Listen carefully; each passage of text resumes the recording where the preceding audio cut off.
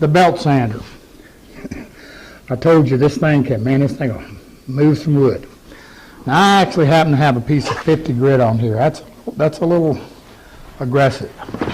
But if you look at a belt sander, the first thing you're going to notice is that it has a flattening in it, right here. Runs from here to here.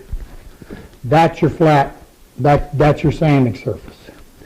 And as the sandpaper, it tapers back away from it.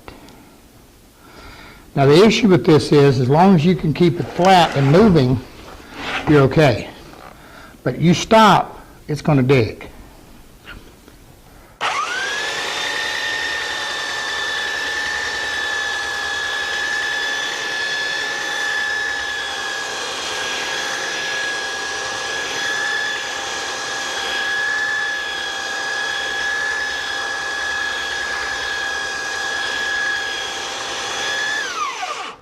But if you've got a glue joint or a heavy glue joint or something unlevel, it'll take a lot of material off. What you want to be careful with is don't rock over an edge or anything.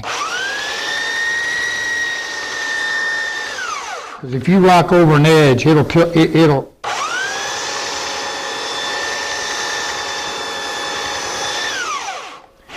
you can see where it's wavy, how quickly it'll do it. And I see guys get on the tip of it, oh man, it'll just dig a pit. Secret to this machine is keep it flat and keep it moving.